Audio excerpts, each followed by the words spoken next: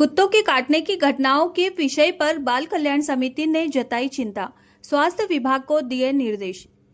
बड़वानी, राजपुर सहित अन्य स्थानों पर कुत्तों की काटने की घटनाएं बढ़ने से बाल कल्याण समिति अध्यक्ष मीनाक्षी बर्वे, सदस्य मनीष शर्मा, राजेश राठौर, स्मिता अत्रे, मनीष गुप्ता ने गंभीरता से संज्ञान में लिया।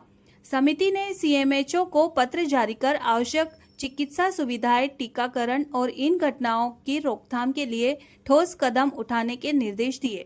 समिति ने स्पष्ट किया कि ऐसी घटनाएं बच्चों को संकटग्रस्त बालक की श्रेणी में लाती है और किशोर न्याय अधिनियम 2015 की धारा 30 व 31 के अनुसार त्वरित चिकित्सकीय सहायता और संरक्षण देना अनिवार्य है।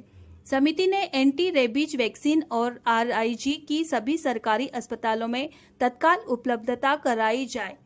चेहरे या सिर पर काटने के मामलों को WHO की तीसरी श्रेणी में मानते हुए आरआईजी टीका अनिवार्य रूप से लगाया जाए। पहले 24 घंटे के भीतर टीकाकरण शुरू किया जाए और कोई डोज छूटे नहीं। नगर परिषद, नगर पालिका और पशु चिकित्सा विभाग के साथ मिलकर कुत्तों को पकड़ने, नसबंदी और टीकाकरण का अभियान चलाया जाए। मानसिक रूप से प्रभावित बच्चों को परामर्श और उपचार की सुविधाएं दी जाए। बालक कल्याण समिति ने इस मामले में कई प्राथमिक कार्यवाही की जानकारी 3 दिन में समिति को उपलब्ध कराने के निर्देश भी दिए। समिति ने पत्र कलेक्टर व महिला एवं बाल विकास के विभाग को भी प्रेषित किया है। क्या परिचय आपका? हाँ, मेरा नाम मनीष गुप्ता है। मैं बाल कल्याण समिति सदस्य हूँ। आज जो बड़वानी यहाँ मुख्य चिकित्सा स्वास्थ्य अधिकारी है, क्या है पूरा मामला? प्राय देखने में आया है कि बड़वानी जिले में आए दिन जो कुत्ते हैं वो बच्चों को काट रहे हैं और जिसके कारण बच्चों की गंभीरता और देखरेख संरक्षण की आवश्यकता वाले बच्चे आते हैं वो। तो ऐसे में स्वास्थ्य विभाग को बाल कल्याण समिति ने निर्देशित किया है कि वो समुचित व्यवस्था करे।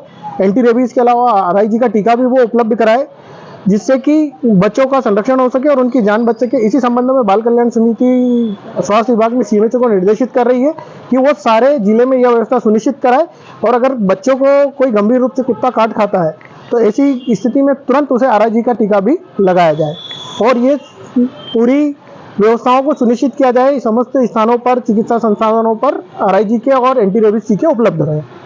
प्राय देखने में आया है कि जैसे सिंहो बड़वानी दूसरे साल जो चर्चा करी थी और उनसे हमने बोला कि यार ये आप जो कुत्ते जो घूम रहे हैं इधर उधर या जो थोड़ा से पागल हो गए या जो तो उनको पकड़ने की व्यवस्था की जाए, तो उनके द्वारा ये बतलाया जाता है कि हम तो कोशिश तो पूरी करते हैं पर एनजीओ कोई संस्था इंदौर की कोई मैडम है वो इनको जो पकड़ने नहीं देती है और उनको जो है उनके साथ सीमा साथ अभद्र व्यवहार करती है और बोले कि आपके विरुद्ध कोर्ट केस कर देंगे या कोर्ट बुलाएंगे, इस टाइप की नौकरी खाएंगे, इस टाइप का भी हो रहा।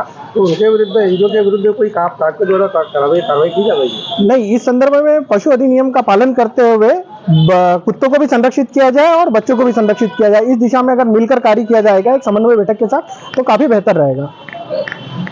क्या परिचय आपका? मनीष शर्मा, बड़वानी CWC का मैं सदस्य हूँ। बारिश के मौसम में देखने में आ रहा है कि विभिन्न क्षेत्रों में आवारा कुत्तों के द्वारा बाइट की घटनाएं बढ़ती जा रही, जिसमें कुछ बच्चे भी घायल हुए हैं। अभी कल जो राजपुर में घटना हुई जिसमें 20 या 25 लोगों को आवारा कुत्तों के द्वारा, पागल कुत्ते के द्वारा काटा गया, उसमें करीब 6 बच्चे घायल हुए हैं और वो ज़्यादा घायल हुए रही। यूँ अगर बच्चों की संख्या देखी जाए तो करीब 13-14 है। ऐसी स्थिति में जब यह होता है कि जब पागल कुत्ता किसी बच्चे को काटता है तो बच्चे की हाइट कम होती है।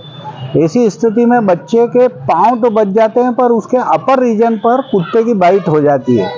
ऐसी स्थिति में रेबीज के टीके के साथ आरआईजी के टीके भी लगाना है।